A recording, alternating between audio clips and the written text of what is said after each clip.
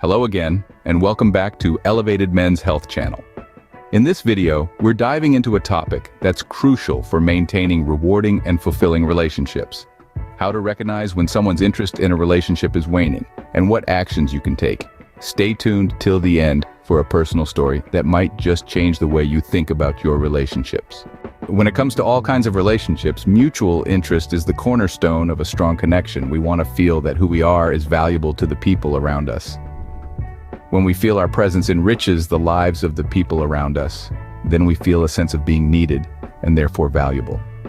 Imagine talking to a close friend whose guidance has been invaluable in life. Their guidance, their knowledge, our interactions with them, and support from them make them an asset in our lives. And if they disappeared from our lives, we would feel the loss. In mutual connections, both parties share in consistency, communication, respect for boundaries, support, and equal effort investment from both people. Over time, effort increases and decreases for both people, but both parties are putting in the effort when needed. In my experience, the first thing I tend to notice in a waning mutual interest is that effort starts to seem unbalanced. I will start to get the feeling that I'm having to pull or drag the person into activities. Or I'll realize that they haven't been initiating activities to connect in the same way they used to. Now, just because some signs of a waning connection are present, that doesn't necessarily mean there's a lack of mutual interest to connect. It could instead mean that life circumstances have changed and one person became too busy to reach out for connection. This can happen as life responsibilities increase. But what do you do when you start feeling like the only one putting in the effort? Here are some steps to take. First, assess the situation.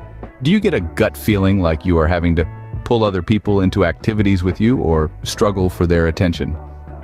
Have there been clear changes in their behavior? Trust your gut, that can take you a long way, but don't just rely on your gut. Next, communicate. Communication is always so important. Don't make assumptions. It's straightforward but surprisingly overlooked in relationships. A simple, "Hey, I've noticed this.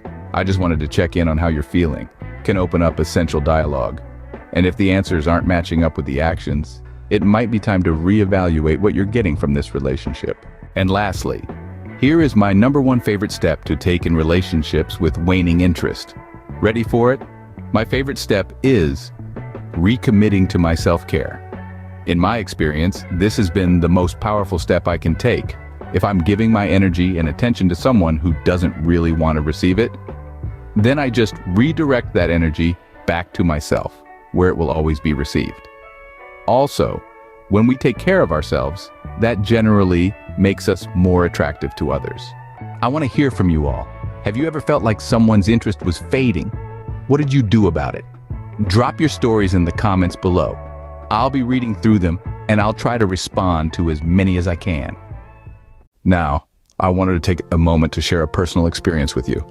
This pattern was a turning point for me, and it might be for you too. For my whole life, I've longed for connection. I didn't realize I was searching for this until I was much older. But my life held countless examples of me over-investing in people who didn't return the same effort. Having this realization was heartbreaking and perplexing to me. My tendency in relationships was to give someone 75% of my effort to their 25%, almost as if I was trying to convince others that I was worth spending time with. Realizing this, I felt embarrassed, and that's okay. I learned a lot from my emotional struggles around this issue. That feeling of embarrassment I had was an essential signal that led me to re-examine if showing up like this in relationship was really feeding me. The next morning, I woke up crying when I realized how empty it felt, and how empty I felt relating with others this way. At first, I felt angry and blamed the other person for not giving more. But then, the feeling changed to sadness as I realized that I was the one allowing myself to stay in relationships like this one. Instead, I made my own power play. I walked away. The next day, I invited the other person to have a conversation about my needs, desires to feel the other person's engagement more. At the end of the conversation, we decided that we both didn't want to meet the other person's needs and were seeking different things. This was so empowering for me to gain clarity around my feelings on this issue. This allowed me to make up my own mind to leave that relationship and choose to pursue other more fulfilling ones with someone mutually aligned in our needs. This experience has given me even greater clarity of what qualities to seek in new relationships. It had helped me learn more about what would feed me and my needs in relationship. As time goes on, I am discovering more and more of what feeds me relationally, and as a result, I feel more nurtured and fulfilled in my overall life. Also, we don't always have to walk away. Sometimes, when we open up a genuine conversation with another person, our needs get spoken, and the other person says, "Yes, I want to meet your needs. You're an important person in my life." Then, hopefully, both people can feel more fulfilled in the relationship moving forward. To recap, recognizing low interest is about being attentive, seeking clarity, and sometimes making the tough decision to prioritize your well-being.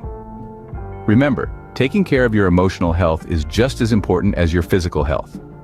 Don't forget to subscribe for more content that supports your journey to becoming the best version of yourself. Thanks for watching. If you found value in this video, please give it a thumbs up and consider sharing it with someone who might need to hear this message. Until next time, don't forget to stay elevated.